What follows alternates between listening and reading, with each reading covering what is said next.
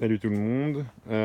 Aujourd'hui, on va faire le point sur les nouvelles KTM. Donc, ça fait un an que j'ai celle-ci.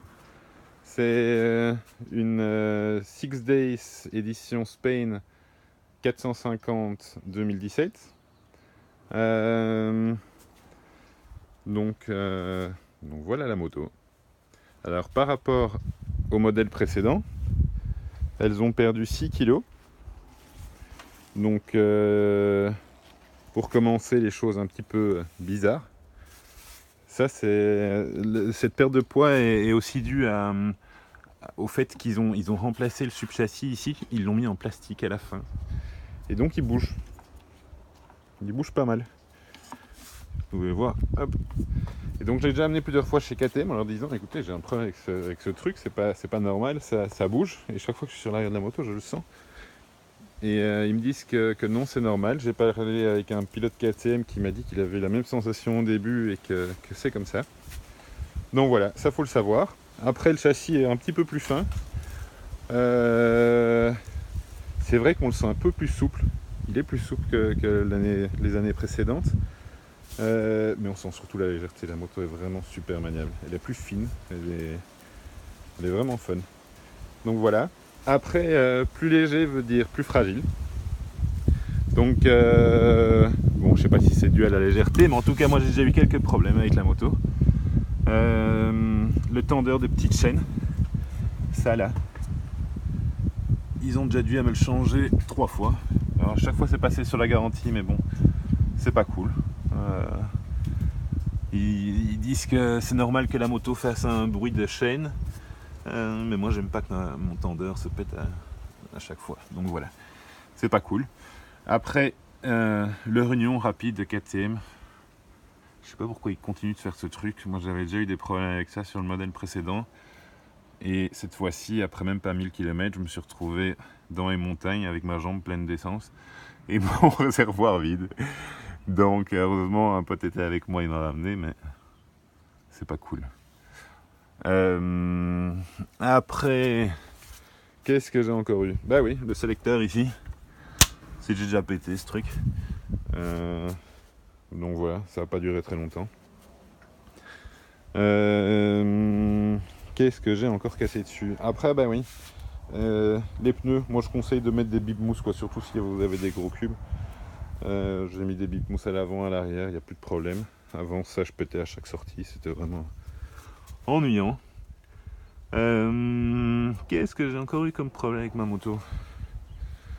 Bon, oui, j'ai pété le sélecteur d'embrayage, mais bon, ça c'est normal. Après, pour les updates que je lui ai fait, point de vue protection, je lui ai mis le protège-disque avant. Vous pouvez voir ici qu'il vient pas de série. Franchement, il pourrait quand même faire un effort. Je lui ai mis, forcément j'ai dû lui mettre ce sélecteur là parce que j'avais pété l'autre. Je lui ai mis le protège carter en métal, je crois que c'est de l'aluminium. Donc l'ancien est vraiment pas résistant. Première sortie, j'avais déjà fait un coup dans mon châssis ici en dessous. Donc je me suis dit, flûte, je change. Ah oui, dans les problèmes, j'ai aussi eu ça. Alors ça, faut vraiment faire gaffe chez KTM parce que forcément, moins de poids, ils font toutes leurs pièces en aluminium.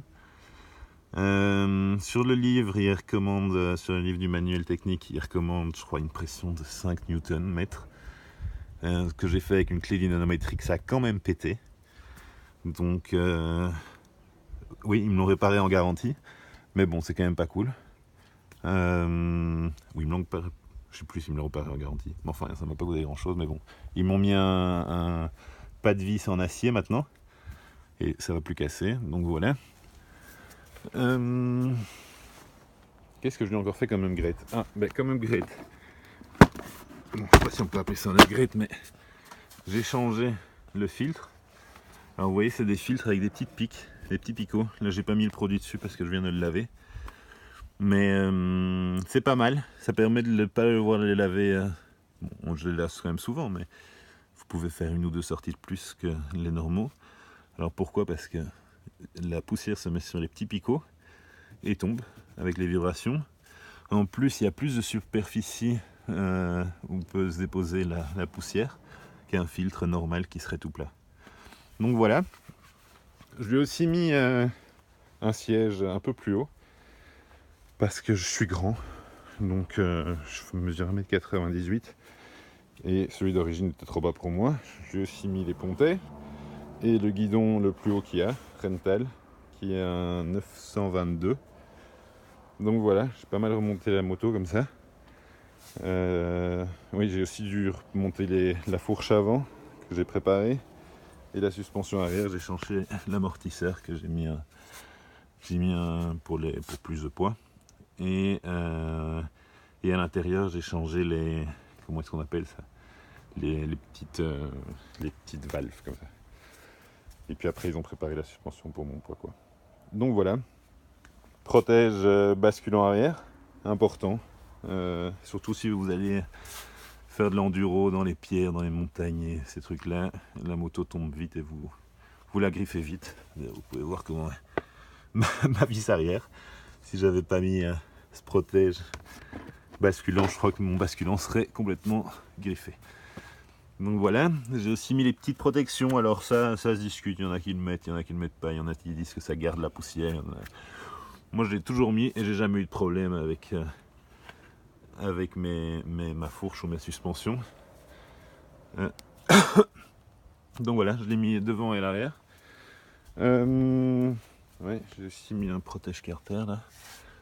Donc ça, c'est pour éviter qu'il se vieillisse trop vite et puis qu'il casse en cas de malchance.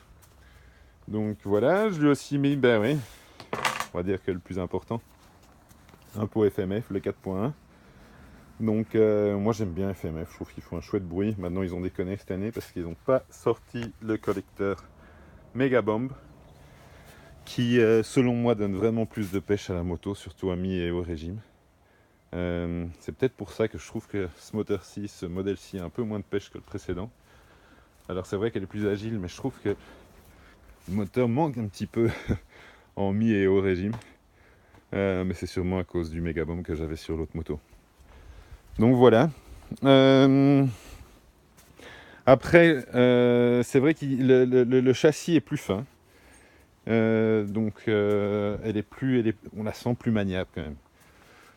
Donc voilà. Point de vue protection, j'ai plus rien mis d'autre. Non. Bon, après j'ai reprogrammé la centrale de la moto, mais ça c'est une reprogrammation qui vient avec le pot. Donc ça, on a fait ça. J'aurais voulu lui mettre les protections de radiateur comme il y avait sur les anciens modèles, mais là on peut plus le faire en fait. Donc je l'ai déjà envoyé voler quelques fois et voilà, ça a cassé ici. Mais c'est la seule qui a cassé. Il faut que je fasse gaffe, il y a ma vis qui est en train de partir. Donc voilà, c'est le seul plastique qui a cassé. Après un an, là ils ont fait une saison. Bon, ils sont pas mal griffés, mais ils sont encore en ordre. Plus ou moins. Donc voilà.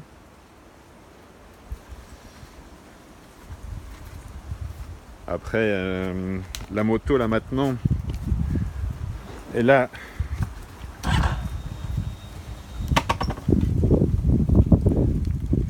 2335 km, presque 73 heures, 73 heures pour les Français. Donc voilà, on va la démarrer pour que vous l'écoutiez. Oh, bonjour madame. On va la laisser un petit peu chauffer 2 secondes. Donc moi je lui ai mis un interrupteur pour pouvoir activer et désactiver plus facilement le ventilateur, parce que je vis là maintenant dans le sud de l'Espagne et c'est vrai qu'on fait pas mal d'art d'enduro, la moto chauffe vite et du coup c'est pas mal. Attendez, voilà, je peux le démarrer et l'éteindre comme ça. Donc il y a plusieurs maps aussi, on peut choisir ici traction control dessus, map 1, map 2. Moi j'ai toujours sur map 1 et le map traction control, je trouve pas ça très rigolo, donc je l'emploie pas. La map 1 c'est ils disent le plus fort. Mais bon, c'est pas non plus comme s'il y avait une différence extraordinaire si on arrive à doser le gaz. Donc voilà. Ah oui, j'avais dit que j'allais vous mettre le bruit. Enfin le bruit. L'écouter chanter. 1, 2, 3.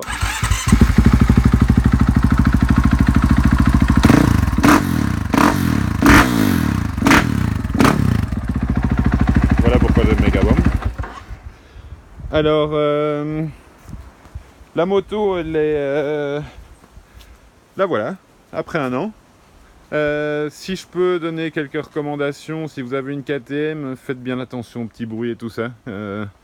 C'est vrai que ça s'empire vite, donc faut faire gaffe.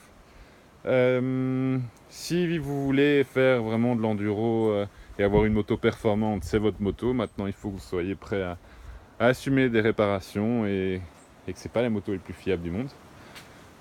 Sinon, vous avez d'autres motos qui sont très fiables. On pourra en parler un autre jour si vous voulez. Moi, la révision, je la fais toutes les 4-5 sorties. Je dirais que c'est plus ou moins tous les 300 km, 300-400 km si on compte en kilomètres. Donc voilà. Après, vous pouvez faire 1000 trucs sur ces motos. C'est clair que vous pouvez changer les plastiques. Il y en a des fluos maintenant. Les pots, il y en a plusieurs. C'est vrai que j'aurais peut-être dû choisir un autre pot parce que FMF fait pas ce collecteur. Donc sachez-le si vous achetez cette moto. Entre la 450 et la 350, moi je préfère 450, elles ont plus de punch. La 350 pèse la même chose, ou peut-être un petit peu moins maintenant, mais franchement, la 450 est vraiment cool si vous aimez les 4 temps. Donc voilà. Si vous avez des questions ou des recommandations, n'hésitez pas. À bientôt, ciao ciao.